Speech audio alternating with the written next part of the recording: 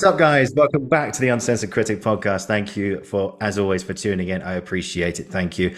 And we have the return of another very, very special guest. It gives me great pleasure to welcome back Miss Laura Elphinstone, actor, director, star of TV and film, all kinds of screen work, known for Line of Duty, for Jane Eyre, for Grace, known for all things great in the theatre and on TV, and she is back to talk more about her career and what she's been up to recently. So, Laura, hello. Hiya, you're right. Yeah, I'm good. How are you? Yeah, I'm very well, thank you. Yeah, Been, good, good. No, nice to have you back. It's been weird that our last conversation was like 2 years ago. Where's the time gone?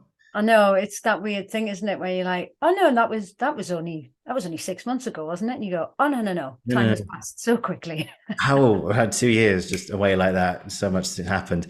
So, first question really is, how have you been? I've been really well. I've been busy, which is good. Hmm. Sometimes a little bit too many things I've said yes to, kind of, oh, I'll do a bit of that and a bit of that and a bit of that, which at the moment we're trying to do up a house as well. So my fella keeps going, are you actually going to do some work on the house, or are you just going, oh, I'll just pop out and do this, oh, I said I'd do this. So I am trying to get my painting gear on and finally do some more work on the house, but I'm now starting to calm down a bit. So annoyingly, I've got to do some work on a house. Yeah, so you having work done on your house last time as well. I listened to our episode back yesterday, and I think I remember you beforehand saying, "Oh, we're having some building work done," and part of me just went, "Are they still building your house even after 2 years?" Yeah, well, we're still, the thing is, because we're doing it ourselves, it Ah, it just takes time. And because I've been away most of this year, and my fella is a landscape gardener as well as an actor. So when he's not working, he's landscaping, and then he goes away acting. So getting time to do things, and also not doing it like quickly, and trying to do it cheap but not too cheap, is hmm. so budget, working all that out. So it takes time. Yeah. Well, these things take time. All great pieces of art take time, as we well know.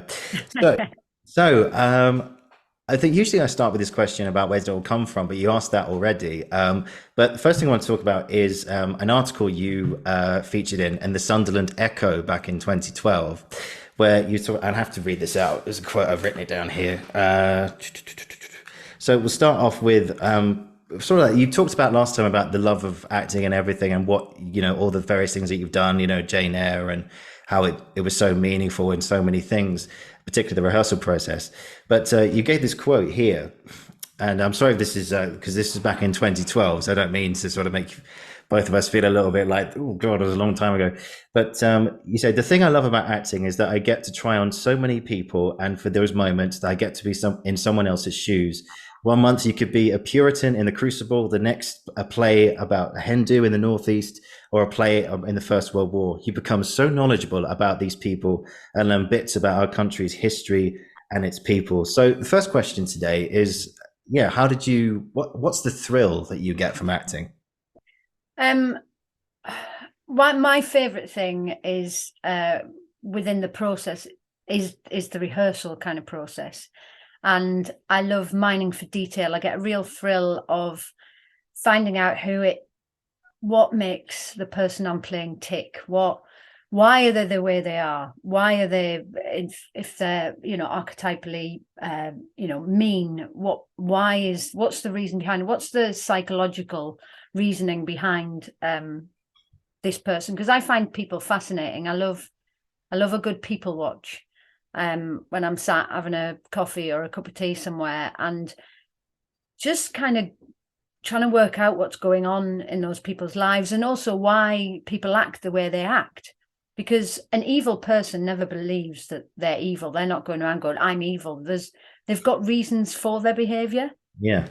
And I really find it interesting how we all think completely differently. We can go through exactly the same experience, event, or trauma, and both you and I would react completely differently. And that's because of our history. And that's because what we've been through in the past, whether it's a trigger moment for something that's happened, or whether nothing in your life has gone wrong and therefore you don't get triggered. So it's finding those details in people that I just really enjoy. And I really enjoy trying to be as human as possible, even if it's in an extreme situation, even if it's in a theatrical sense.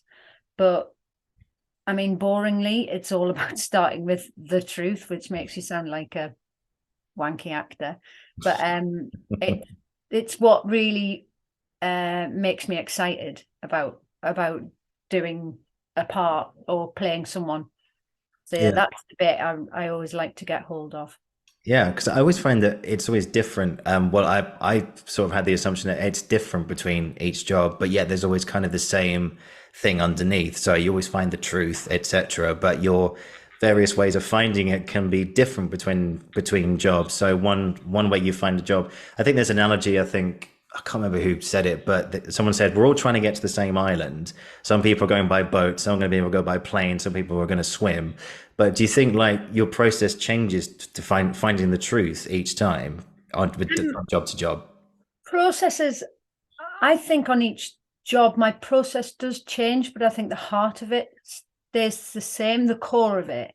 Mm, But what I've learned over the years, because I would try especially when I was first starting out, if I'd worked with a director and their process worked. So say for instance, when I worked with Katie Mitchell and when I first worked with her, and she has this very extreme process, which I really enjoyed and loved because it was something I'd never experienced before. mm, And then, but trying to recreate that process with any other director is impossible because the framework isn't there to support that. So what I would realize was actually that bit of her process was really useful. I'm going to take that into this next play or character and use it there. But actually, I can't use it in this instance. So do you know what? That'll be packed away for later for where that's useful. So I've now just started to use stuff if I'm struggling. So if I'm really struggling, this is where my process probably changes. I probably stick to a very similar starting point. But if I start to struggle with getting, why am I saying it? What am I trying to do to the other person? If I'm really struggling, then that's when I can bring in other people's processes into mine that will help me. mm, So I don't have a set way of having a process, but I know I always start from my starting point, mm, which over the years I've discovered annoyingly it starts with me, mm, and it starts with how I would feel about that situation, and then it morphs into another person. But I found that frustrating when I was first starting out because I was like, I'm an actor, I can be everyone else but me, and I don't want that because that seemed fraudulent in some way. But no, so I think every character will have somewhere along the line an element of Laura in there, and I think to ignore that for me is putting a coating on something that doesn't need it. mm. You see what I mean? Yeah, I think someone also said that you find yourself in the part. That's how some people like to work. But if you're playing someone who's so different to who you are, you think, I'm not a psycho mass murderer. I'm not James Moriarty. I'm just me. How am I going to create this? But if you break it down, you sort of look at like the truth. What are their needs, and do they know that they're being criticized? Do they know that they're being evil? And I think one thing that relates to all of us is that sometimes we're not aware of some of our own behaviors, and when someone does tell us that, it's like, oh wait, I do. But then I think with our advantage, we can take that and then put it into a character and go, okay, now we can use that and go forward in a way so you can find, not in all of yourself, but particularly like elements of yourself, particularly in characters which are a very big step away from who you really are. Well, we've all felt the emotions of anger, sadness, happiness. Yeah. That's something that, whether your character gets angry about something you wouldn't get angry about, the feeling of anger is still the same, and how you present that, and the feeling of happiness, yes, you change it, accordingly. but that core feeling is still exactly the same. So everyone knows what it feels like to be angry. Mm. Now, how we show our anger is different, but we know what that feeling is. So it's that kind of, why is my character angry and how do they show it? Now, I know what anger feels like, and I know when I'm raging, but I won't necessarily show it in the same way that my character does, but it's still the same feeling. And that feeling is anger that I felt, or the feeling is sadness or extreme happiness. We've all had that at some point in our lives. Maybe not to the extremities of some characters we play, but that core sense is there. That the shadow of that emotion is always there. So kind of feel that that's a kind of starting point as well for me. Yeah. Was that sort of at the base of your training when you went to Guildhall? Was that first introduced to you then, or did you sort of discover it before or after you left drama school? Do you know what? I think I've just discovered it since kind of like graduating. I think I was constantly trying to push the character far away from myself. I Mm. think I was constantly going, I can do an accent, I can be completely different, I can change, I can morph into any kind of person. And yes, I can, but actually all actors can play many different parts that aren't like them. But I think I discovered, just being in the industry, which is where I did a lot of my learning. Guildhall was great for giving me tools and processes, and how to use your voice properly, Mm. and real fundamental things that, to be an actor, are really useful. But in terms of learning how to be an actor and what kind of actor I am, that's just been a process of doing the work, really, and finding my way along, Yeah. kind of finding my way and going, oh, I like that, or I don't like that, or that works, or that felt a bit crap, or I think that's a good lead on to your role in Line of Duty, actually, which is you play. I'm not going to get this name right. I know it's Di Michelle. Is it Brandis? Brandis. Brandis. Yes, I got it right.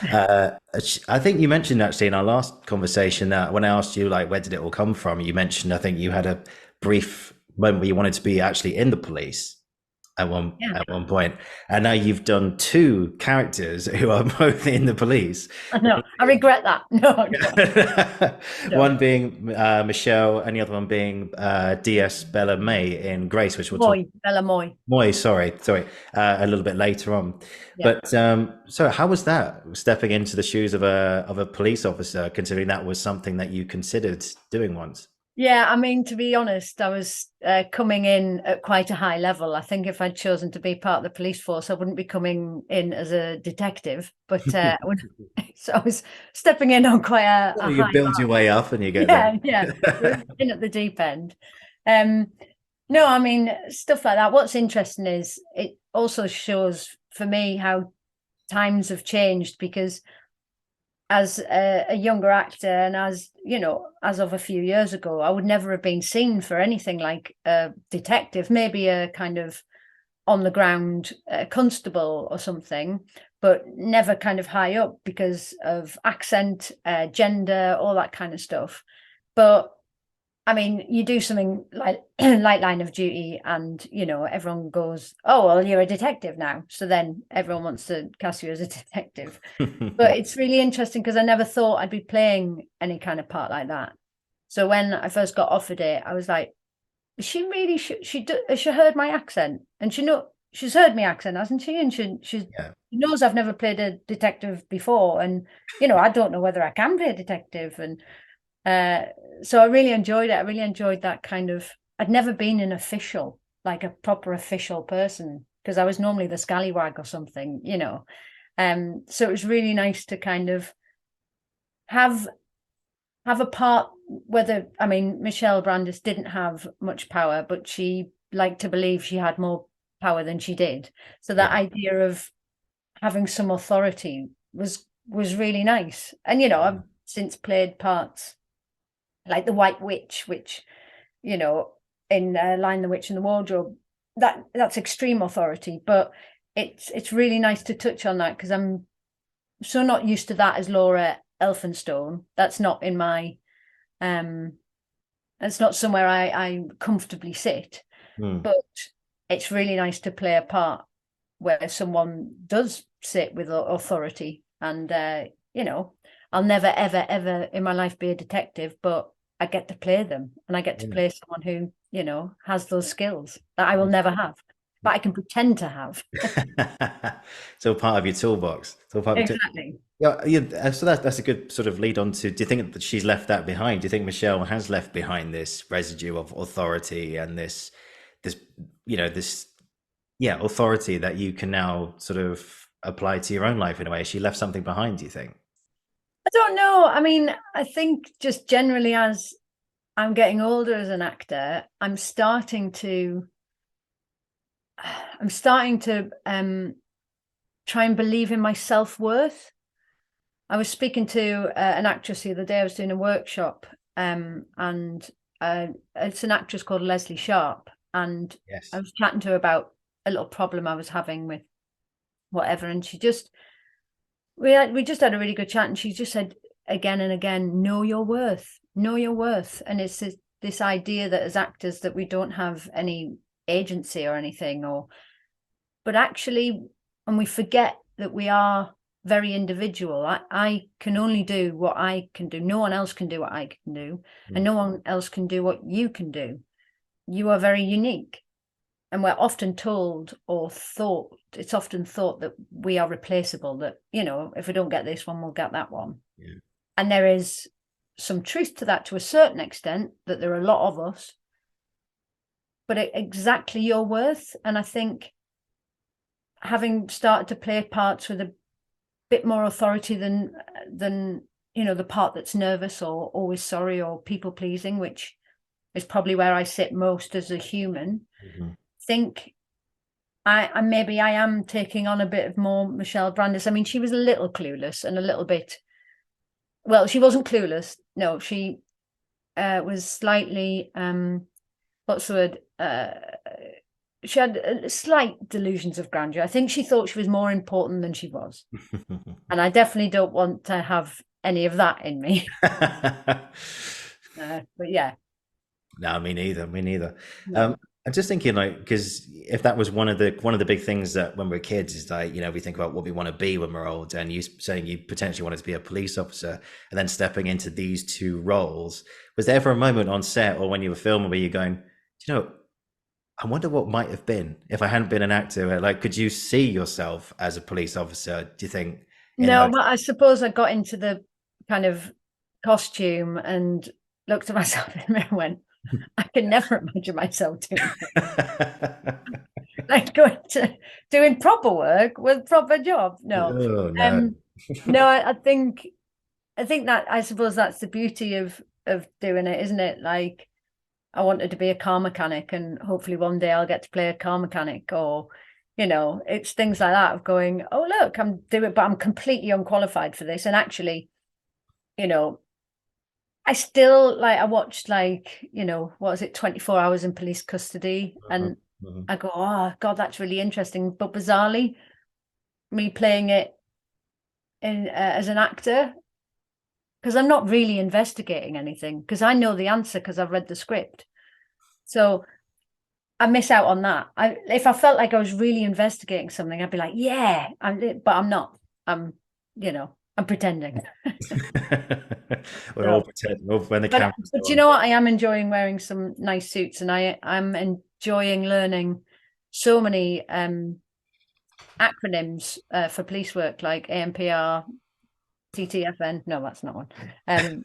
You know, so all the kind of police words. Yeah. Yeah, Do you like having a radio just like right here on your yeah, shoulder? that's quite cool. I mean, I do quite like it when I get to wear the office stuff. I'm like, yeah, okay, but the stab vest stuff, and when we go out with the firearms, that feels quite exciting. I Mhm. think, was it last season or last year we did, I think it's been out so I can say, but we had a big kind of gun shooting thing, and was that my first series? Anyway, that was just very exciting, and that was something where you go, oh my God, I can't believe I'm doing this. This is cool. Yeah.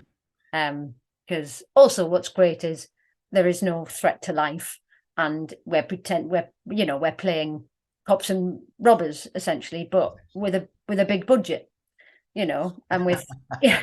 So it's like my inner child then was like, oh my God, Yeah. this is pretty good.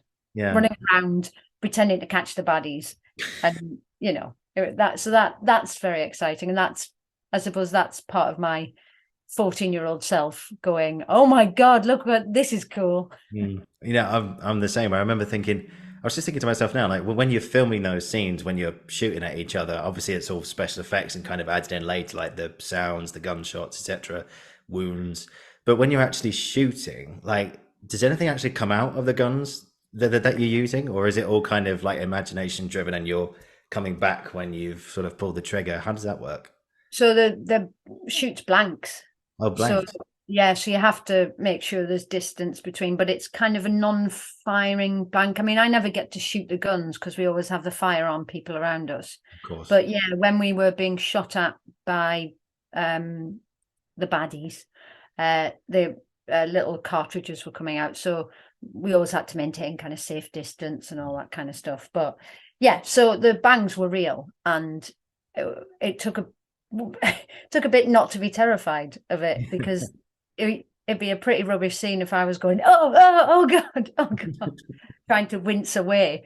But yeah, so it feels pretty realistic once you shout action. Mm. Yeah, so Get but it that is quite get that authenticity and just bring in real guns. No, I'm joking. Then we would be in trouble. yeah. I remember last time also, one thing I forgot to mention in the introduction today was your part in Chernobyl as well, which we also talked about. And we spoke about that last time. But I remember you said last time also that um, I think when HBO gave you a lot of information, didn't they, about the radiation, what happened to the people, etc. But was it similar on Line of Duty? Coming in, people, actors coming in pretending to be police officers. They give you stuff to, like you said, 24 hours in police custody, like you watched out. But did you have officers actually come in and tell you about the job or tricky stuff that they faced? Was that the same with the BBC?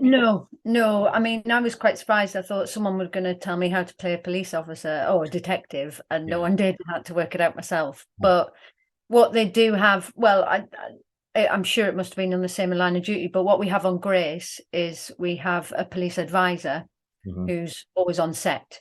So say we're going out on an operation and you'd say, I'd definitely have my stab vest on for this, or would I have my ID card? How do I hide? Would I hide behind a car? Is that a bad idea? Or so they give you a kind of what in reality police would do. Mm-hmm.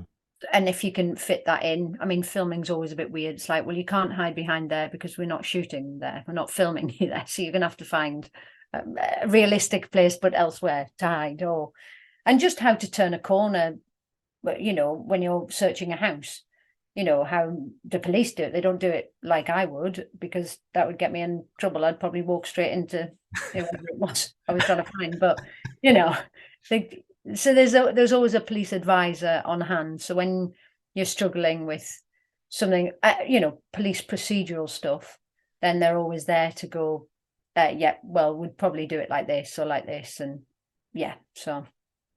Fascinating. We're getting good insight here, guys. This is good fun. So I think on top of that, obviously, we're going to mention just Grace briefly in just a second. But Line of Duty, it really, really took off. Like Chernobyl and also Game of Thrones, which you've also been in as well. Like some really huge things that you've been a part of. But specifically with Line of Duty, was there a moment where you thought, "Wow, we're really onto something here. This show is getting really great reaction. A lot of people are tuning in." Well, before I did Line of Duty, I hadn't watched Line of Duty.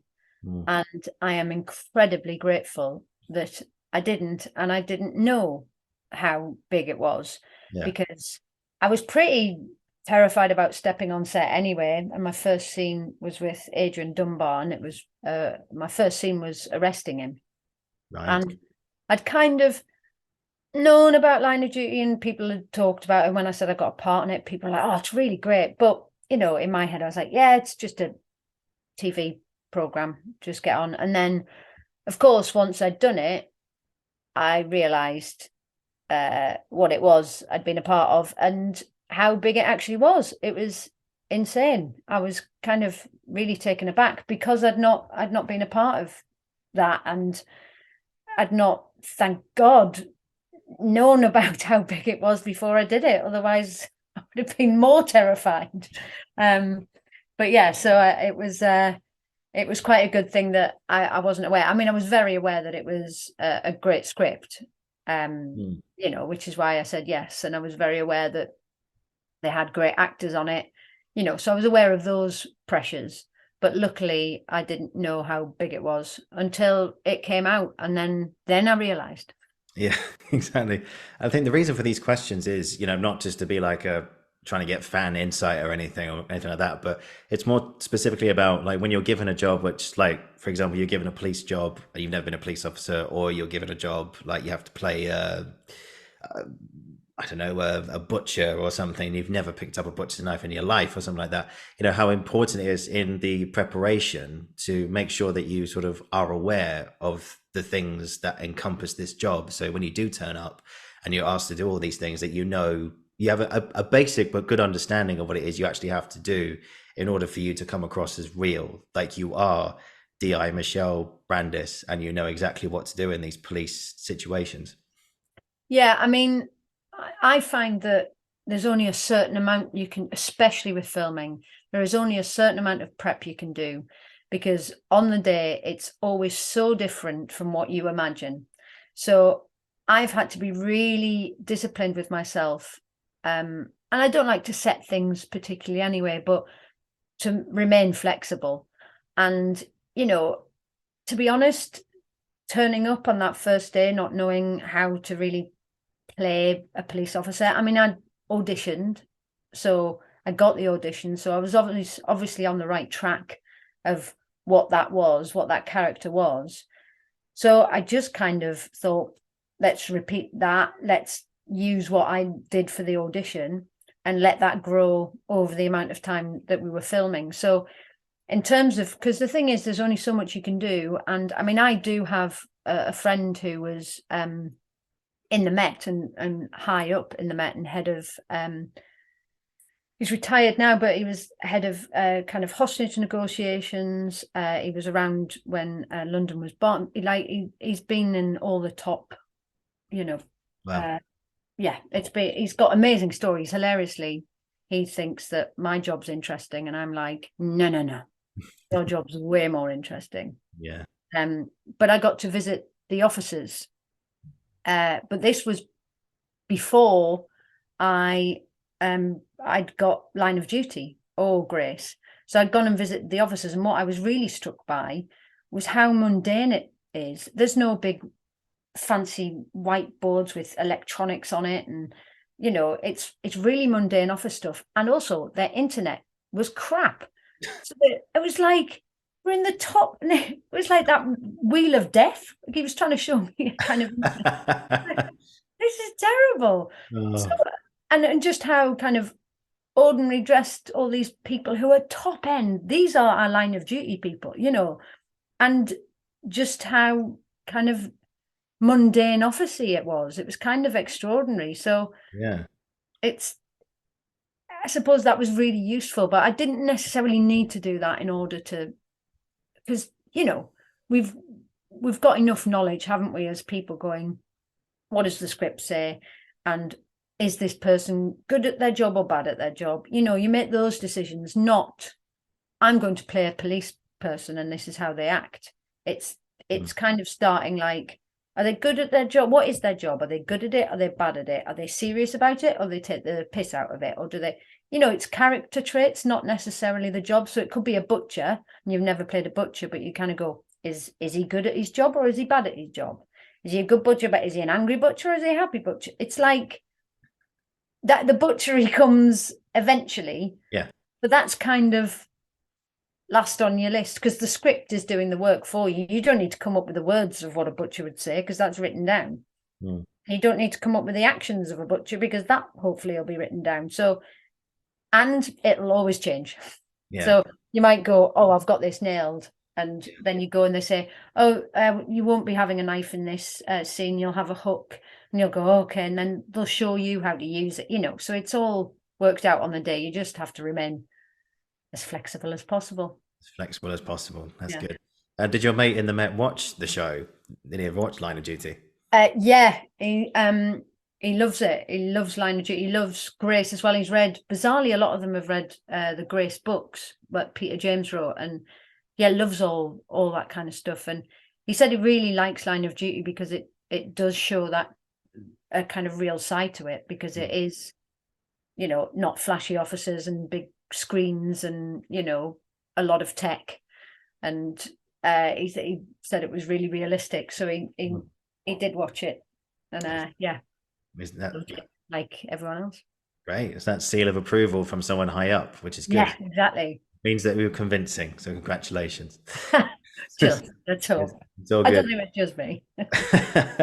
We're just going to mention, I know you can't talk about this too much at the moment, but Grace, which has been a huge hit on ITV.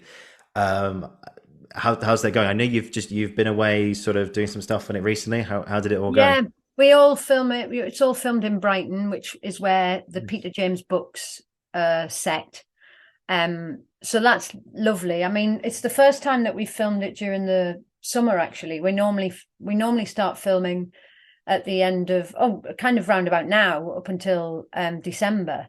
So we're normally there for the winter, which it's quieter, but it's very cold. So it's been really nice to be in Brighton kind of over the summer. And yeah, it's a really lovely group of people. The stories are great. We follow the books to a certain extent, and yeah, they're pretty dark. It's a good dark detective drama, if that's your kind of thing. Yeah. Some people find it a bit too dark. I think the first episode was of someone being buried alive, and quite a few of my mum's friends turned off. Right. You think, what am I let myself in for here? Yeah.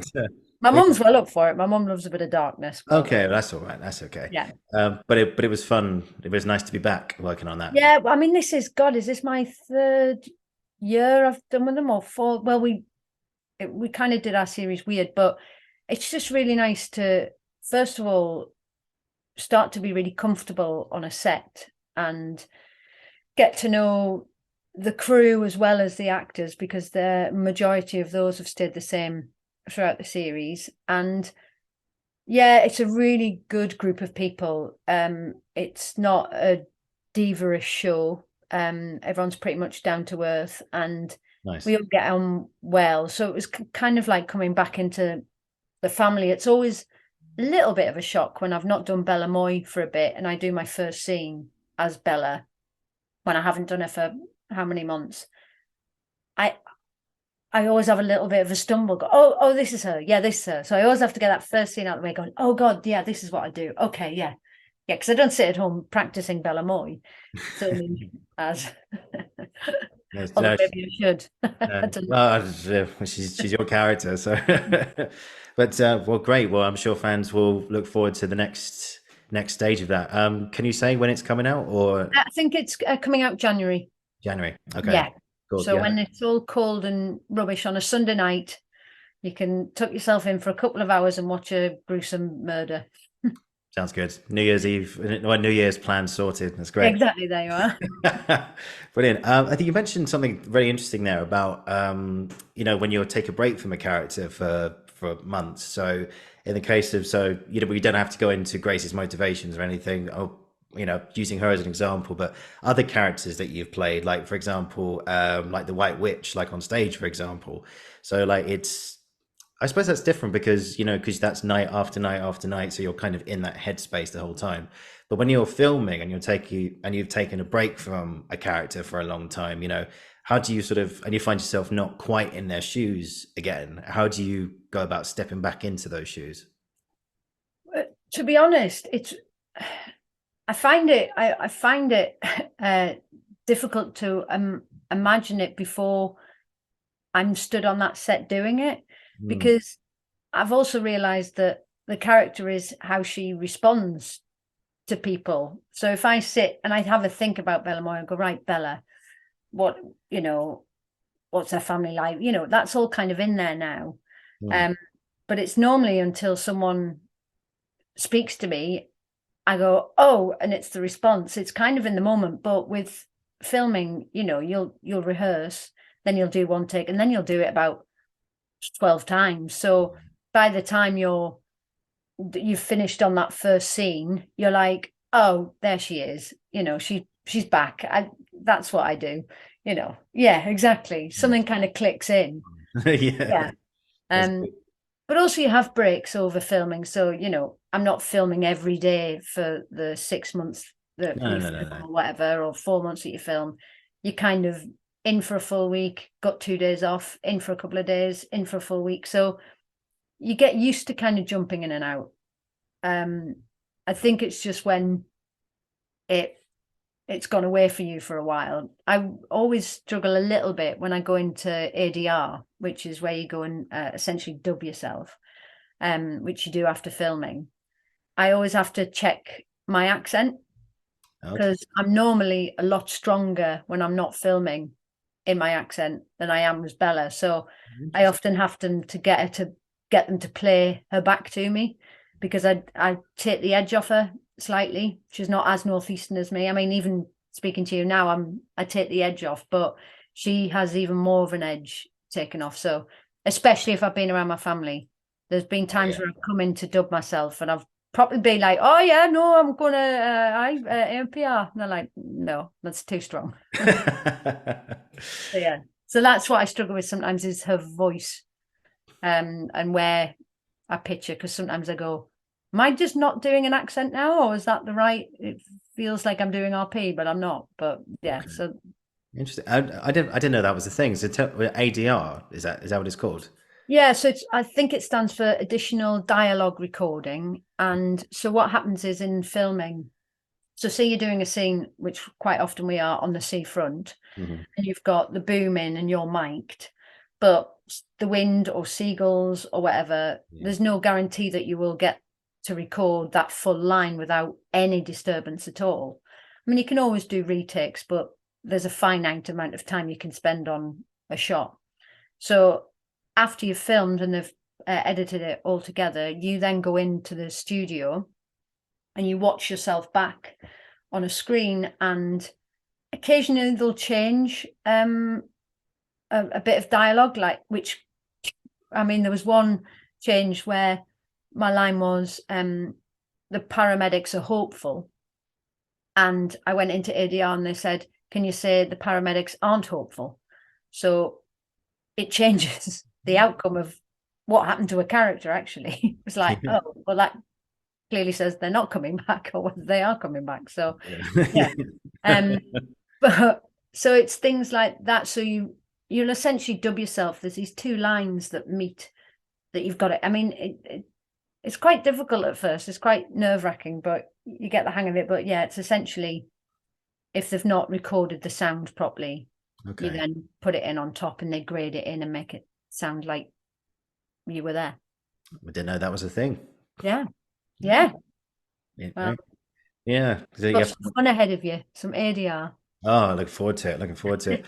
I think that's a good lead on to again. Another thing I forgot to say was our experience at the National, of course, working on My Country, a Work in Progress. I remember sort of being in the sort of dress run just before the very first preview. I think I came to watch you guys do last minute rehearsals and stuff. I remember, I think, I'm not sure who said it was, either yourself or Christian or Adam said, I went up to one of you and I said, oh, how's it going? He said, yeah, it's okay. We haven't got a script yet, but we've got to go on tonight. I'm like, what? No script. And then I later found out that he literally kept adding lines and changing the script. I literally through like the night before the first preview, and then through the previews, and then when you officially opened at the Dorfman, that's when you had like the set script. So how do you do? I mean, obviously, and like you said with ADR, you're pitching lines there in the studios. That's a little bit easier. But when you're on in the theater, and you've got new lines to remember, say for like an hour's time.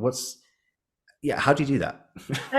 It's pretty terrifying, as you can probably imagine. Yeah, It's yeah. nice to have a script many weeks before, but just even when you start rehearsals, to have a script would be nice. Mm, But I think there is, when I first started, one of my first jobs was at the Royal Court, which deals with new writing.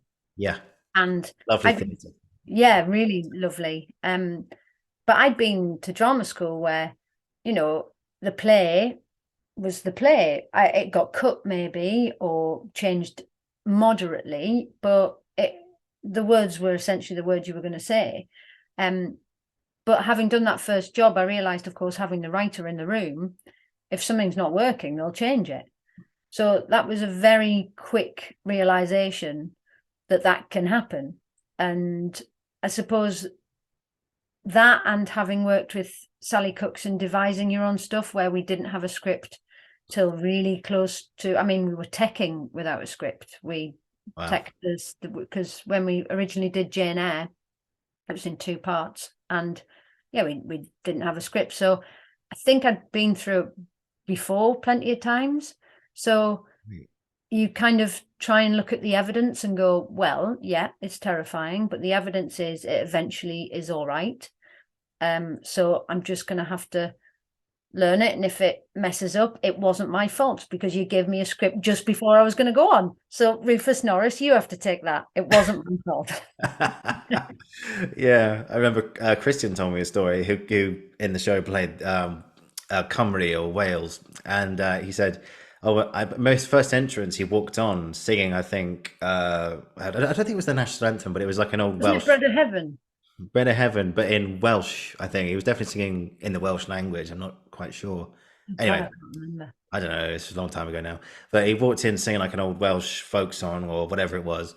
And he later told me on the show that we did that his Rufus went up to him like earlier in the day and just went, "Oh, if you could just learn this just for tonight, I think that'd be great." And I was like, "What? You learned it for that night?" He was like, "Yeah." At the moment's notice. And I was like, I mean, surely there must have been like some moments where you go, "Look, Rufus, I really love you, mate, but this is just not possible. How are we going to Yeah, do it?" there were times where it's like, tonight it's staying as is.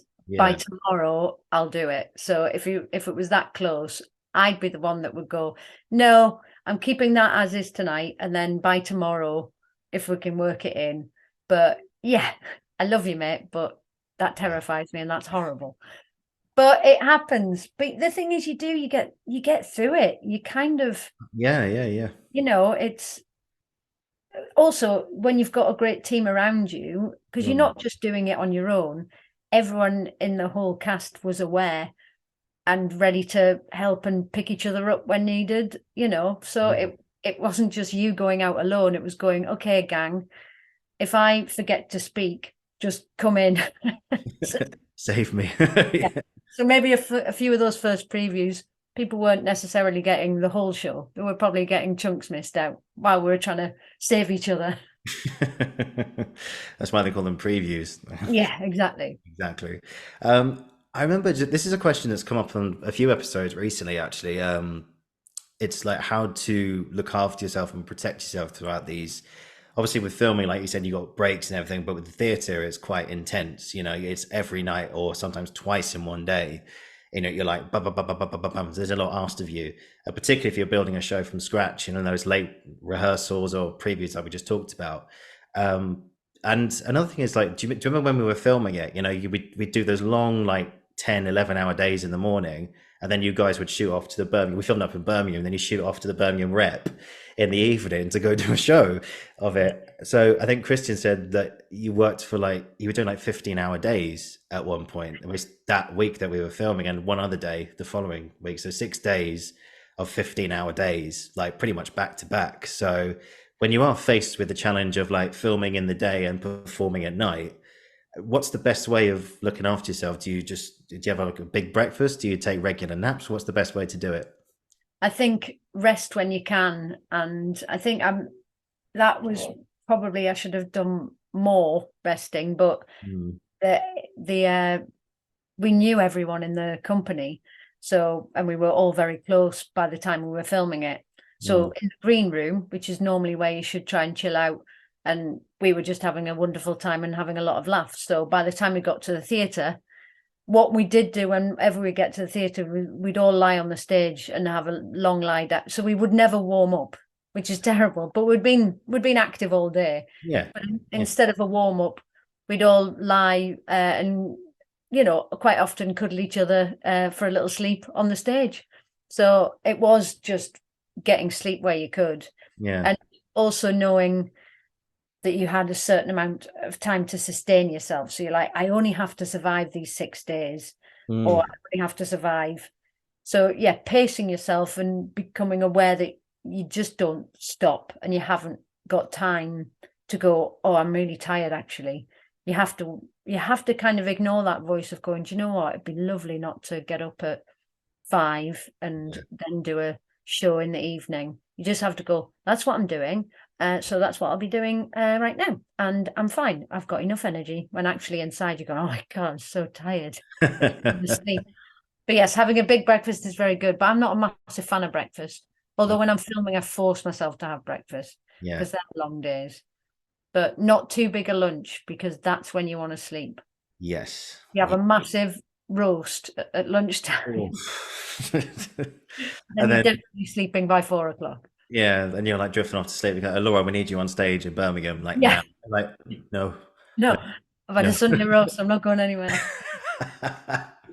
Oh, that's amazing. But yeah, God, that was an amazing experience. I know it was tough on like you guys, especially, but us supporting artists in the background, there's 12-hour days, but I can say that it was a really fun experience, just Yeah, to be in amongst it for 5 days and then another day the following week. Yeah, that was a really lovely time. And yeah, and it was Cavan's first kind of proper filming job. He'd done a lot of theatre. Cavan Clark, who played Island, yes, and yes.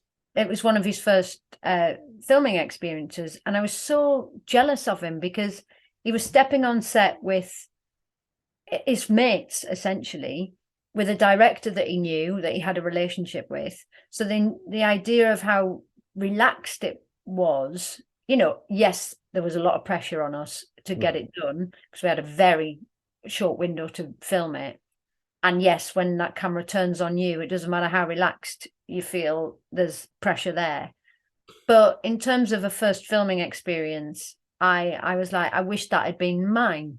Yeah. I think that's I would love to have, been surrounded by mates with a director who's great, but that and can have banter with. And yeah, so it was really lovely for Cav, and lovely atmosphere on set, because even though it was really hard work, there was a lot of laughter and a lot of support in the room. So Oh yeah. yeah, I remember one take. My phone. I for some reason I didn't put my phone on silent at one point, and it started to ring as the cameras went on. I thought, oh no. I mean, that's a big no-no. Oh, I'm surprised you weren't sacked on the spot. oh no. Luckily, I had links. It was okay. But I remember afterwards going, oh no. Luckily, Rufus didn't say anything, so I was like, No, oops. you No, survived I survived. That won't happen again. Just let you know. That it. won't happen again, guys. Um, Really wanted your mobile phone to go off there. oh no, no. Luckily, it's on Do Not Disturb, so there's no chance of that. I mean, So that would have been good comic timing. that would have been as well. There's a few episodes where an emails come through as we're talking. I'm like, damn it, it's too much. No. Um, cool. So actually, looking at my phone, I'm very aware of the time. We've got just a few more minutes. We've got 15 minutes. Yeah. There's so much more I want to ask you, Laura, but sadly, time will prevent me from doing all that. So for the last sort of 3 stages, I think I'd love to ask you firstly about some auditions that you've had. Obviously, in this day and age, it's all the self-tape generation since COVID. But before that, I think it was all about going into the room, meeting the director, meeting the writer, and actually performing in the room. But actually, I think the advantage now, just quickly, the self-tapes, you do it in the comfort of your home and then send it in. Whereas in those days, you had to go all the way into London or wherever it was, be in the room for 5 minutes, and then come all the way back, and you spend all this money getting there. So tell me about some, if I may, some good and bad audition experiences, and what advice that you can give about things that you've learnt, both for in person in the room and for self tapes. Yeah. Well, first of all, I much prefer an in-person meeting because, I think it takes away that really important thing where director meets actor, and, you get to see whether you like the director or not, or whether you can work with them. But somehow that's been told that it's not important anymore because you don't meet anyone. And also having relationships with casting directors has been great over the years. And you know, they get to know you, they get to know more than just this kind of image on a screen, because they see you before and you might be able to have a chat with them, or, you know. Yeah. So I do miss the in-person thing. There are advantages to self-tape. You can have as many goes as you like. But what I find difficult is that sometimes we're shooting into kind of a black hole, because you don't know what the director wants. You might have been given a few character notes. And Yeah. what I find difficult is I can change the way I play this character. So maybe I make a decision on this character and I go, that's my representation. And they go, do you know what? She's much angrier in this scene. I don't get a chance to have that fed back to me and go, okay, let me try it again with those notes on board. Yeah. Find that frustrating, because that also means you've got to make a decision on kind of very little information. But when Yeah. you're in the room, you get to see whether you work well together. You go, oh, why don't you try it this way? And you go, okay, I'll try it that. Is that so? I miss that. Mm-hmm. I think with self-tapes, there is so much more ease to it. I think it's the idea that, you know, you can go for anything and everything from your bedroom is great. And I think it gives an opportunity for more people to be seen for more things that wouldn't necessarily be seen, Yeah. because there would be a finite amount of time in the room. So you could only see about 5 actors or 10 actors. Now you can see 100. So more people get a chance. But I've got issues with that as well, because I think they can be very unspecific about what they want and roam around and have thousands of tapes sent in and not necessarily watch them. I think they're unaware of how much it costs to have the equipment. I think there should be somewhere set up for actors to go who, you know, because if you're out of work and you need a job, that means you don't have any money. So that is a snag. And then suddenly we're having to fork out for lighting and, you know, tripods. I mean, endless. I'm actually sat in my self-tape room. It's a spare room. We do self-tapes and So I'm in mine as well, actually. This is my self-tape room. Yeah, exactly. So, you know, and I'm looking around, I'm like, so much paraphernalia that has to come with it, and not everyone can afford to do that. No. You know, You get your hands on one of these. It's like a little tripod that kind of goes into all this, you know. yes. I mean, even just like all this gear, it's just Yeah. yeah. So I understand why we're doing it, but I'm not a massive fan. I mean, I do get incredibly nervous about in-person meetings, but that was part of the job, you know, and also it felt like I was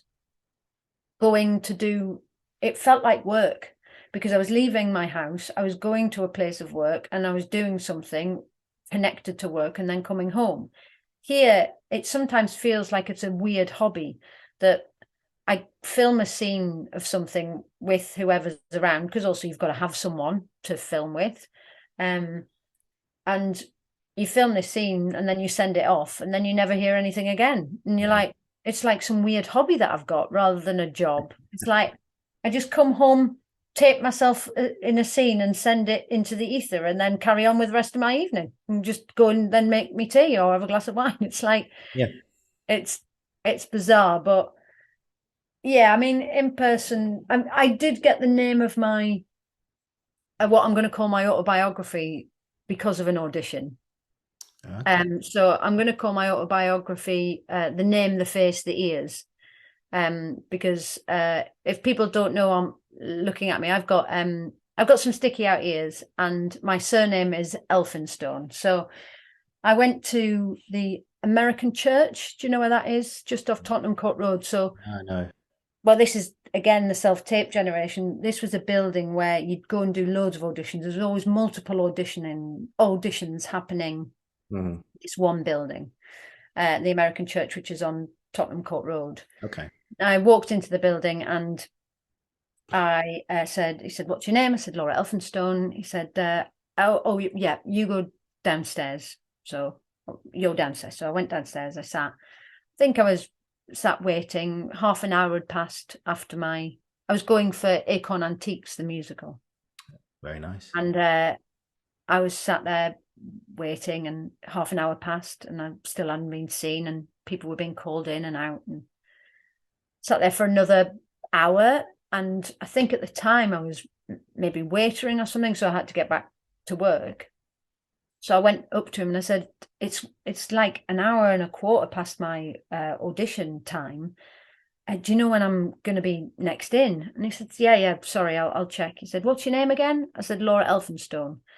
And he went to the list and my name wasn't on there. And he went, well, no, your name's not on here. I said, yeah, no, it's for Acorn Antiques, the musical.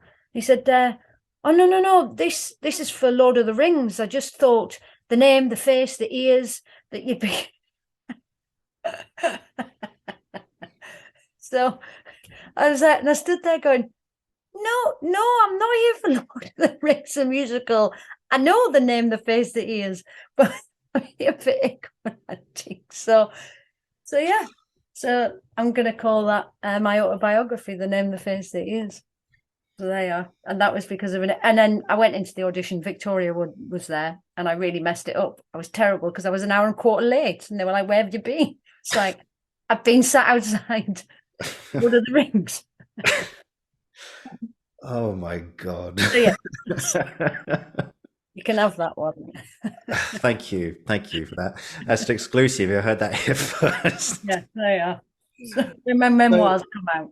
Oh God, how much time we got? Okay, yes, I can ask this question. So how? Oh, so did you not say anything to the casting director, or say to him, look, there's been a mix up. The girl, Oh, the silly girl out there thought I was here for something else. I apologize, but I was just starting it. I wasn't that long out of drama school, and I was nervous, and I was, with nerves, I go a little bit quiet, and I lose my personality a bit. So I was I'm really sorry. I was sat in the wrong place. Can I come in? And they said, we'll sit for another half an hour and we'll fit you in or whatever. So I had to sit and wait and, late again for work. But yeah, I was just, I was completely taken aback. I'm not surprised. I don't blame you. So yeah, needless to say, I didn't get Acorn Antiques musical. But, Oh yeah. goodness. I mean, how do you clear your mind after something I don't like think I did. No, exactly. No, I'm like, that's a question. Like, how do you just like put that? Oh, you can't, I suppose. I think I'd be better at it now at dealing with that situation than I was when I was younger. Yeah. But And yeah, how old were you at the time? God, I must have been 20, 22, Oh my God. 21, 22. Yeah. That's what you say to an actor just out of drama school. Yeah. Yeah. There's wonders for the confidence, doesn't it? Yeah, it's great. It's great. You make you feel really valued out there. Well, I mean, I do have two more things to say, but I don't know how I'm going to ask them now. Anyway, but thank you for the exclusive, though. I appreciate that. Yeah. So just two more things for you today, Laura. And actually, it's quite a nice lead on into the next thing, which is we talked about it a little bit last time. We didn't talk about it in much detail, and we won't be able to sort of go into too much of it today. But imposter syndrome is such a huge thing, and particularly after your experience of Lord of the Rings, and suddenly you, like you say, you went into this audition for the Antique the musical, and it just sadly didn't go well, and it's such a huge thing when people sort of like put labels on you, or you say that you're this or like you're that, and which of course is just not true. You, like we said earlier, you are unique and know your worth and bring everything to the table. So what's like a good way of sort of just like go on out your head, those bad thoughts, nope, don't have time for you, go away. Yeah, well, this is a big thing that I still battle with, and I think we'll always battle with, is having the confidence to know that you absolutely should be there and that you deserve to be there, and that you shouldn't be grateful because they've given you a job, or and I find those kind of negative thoughts, I give a label to it. I call him my little fucker, who will sit and comment on whether I'm bad or good, or whether I'm deserving, or all the negative thoughts that I have. I'm like, that's my little fucker there. What I like to do, I think I mentioned it earlier, is kind of look at evidence, look at the evidence. So when you're going, I shouldn't be here, and you go, what evidence is supporting that? So you go, I shouldn't be here, I can't do the job. You go, well, I auditioned for it. Maybe you didn't, maybe it was a straight offer. But Yeah. they've seen something in you that is worthy. So evidence one, you haven't forced yourself upon anyone. Someone has chosen you. Secondly, look at your past stuff. If you've not done anything past, just think about how you are as a person.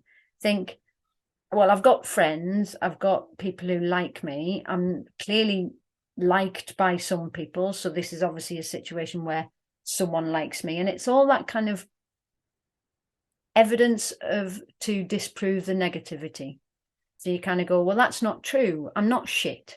Because actually, I did this, I did this, I did this, or I'm not going to ruin this entire shoot because I've never done that before in my life. Yeah. And if you have, ruined a shot or a scene, it was fine. Nothing bad really happened. And I think there's this fear in this industry that if you mess up, that is the end of you and that is the end of your career. And what's been really useful is, especially watching older actors who've done it for a lot longer, watching them mess up and just cancelling and continuing and not holding on to it and not beating themselves up about it. It's like, we are allowed to make mistakes. We are allowed to experiment, because that's not art. If we're just like robots coming in, doing our lines and leaving, that's they may as well get AI in. Do you know what I mean? But that's the beauty, is that we are fallible as human beings and we make mistakes, and that's allowed. And if you do make a mistake, then that's okay in this industry, and it doesn't mean that you're done forever and it's the end of your career. So when you're stood there and you're having all these horrible thoughts that, I can't get work, I must be crap, that's not true, because there's so many really, really amazingly talented people who aren't working, and it's not about talent. And that's what's the frustration of this industry, that it's not fair like that. No. So it's a constant, ever shifting thing, because you're always presented with new challenges, because no job is ever the same. But yeah, it's just that kind of, I try and look at evidence of things. Yeah. And also to be kinder to yourself. I spoke to this woman who said a really useful thing. She said, if you're telling yourself lies, Yeah. I'm rubbish. She says they're lies. I'm going, but they're true. She goes, no, they're lies. Why don't you tell yourself good lies? Like, I'm good. I'm pretty good at, why not change the lie? If you think, why not lie to yourself in a different way? So and I'm like, oh yeah, but then I get, I don't want to become big-headed or anything, stupid things like that. Because it's not big-headed to know your worth and go, do you know what, I'm good at my job. Or, some people think I'm good at my job. Yeah. Well, I'm Not all. definitely one of them. Thank you. No, amen to that. I think that's a brilliant, brilliant way of summing it up. So thank you for that. Yeah, I'd love to talk to you about it even more, but sadly we are out of time. I do have one more question for you, Laura, if I may. Yeah. It's a really quick one, which is the final question for every guest, which I didn't get the chance to ask you last time, but I've got the opportunity now. So here goes. What's been an experience in your career, or experiences in your career up to this point, that you're never ever going to forget? Oh my God. Jesus. Oh, that's a big question, Ollie.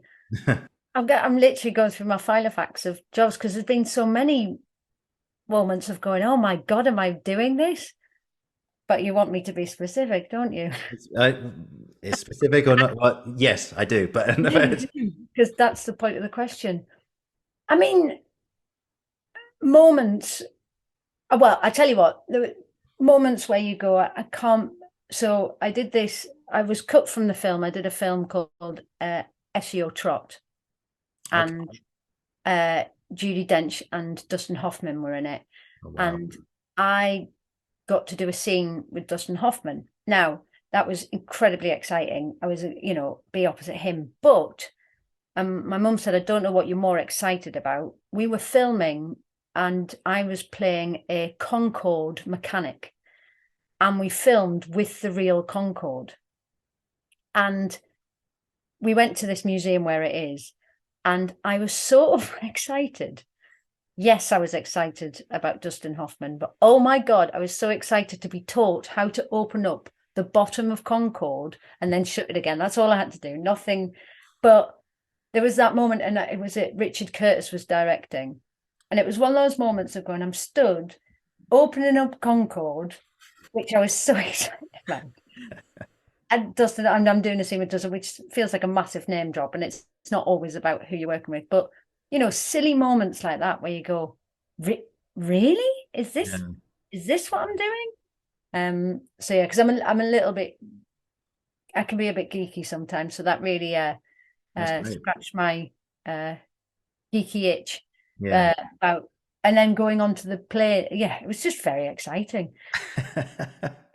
Things like, but there's so many incredible. I think the first night we got through the first part of Jane Eyre and knowing it was possible, I think the euphoric feeling of that I'll never forget, of going, that sense of we did it is possible, when we genuinely thought it was not possible.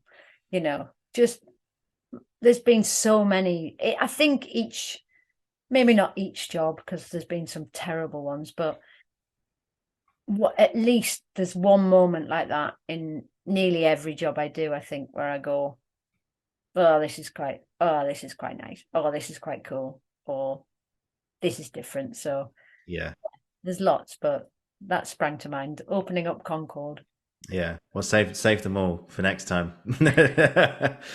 We'll go through a list of them at the end.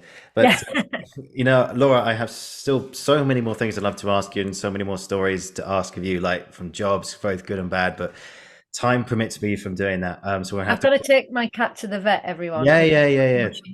I'm just letting everyone know. Cool. Yeah, hopefully the cat called. Cat called. Cat's going to be fine, guys. She's going to be okay. Or he, I don't know. Is it a he or a she? It's a she. It's a she. Yeah, she'll be fine. What's her name? Jinx. Jinx. All right. Shout out to Jinx. You're going to be fine, mate. Shout out, Jinx. You're going to be good. You're going to be good. Laura, thank you so much for today. It's been an absolute joy having you back again and hearing all your stories. Like I say, let's do it again. Let's do another one. I'd love to have you back. And thank you for these. Thanks for having me, Ollie. No, thank you. If you just hang on, I'll finish the recording. I'll say goodbye to you one-to-one, then I'll shoot off to the vets. Guys, thank you for watching. Thank you for listening. This has been the Uncensored Critic podcast, and I'll be back very, very soon. And for the second time, Laura Elphinstone, thank you so much. Thank you. Bye.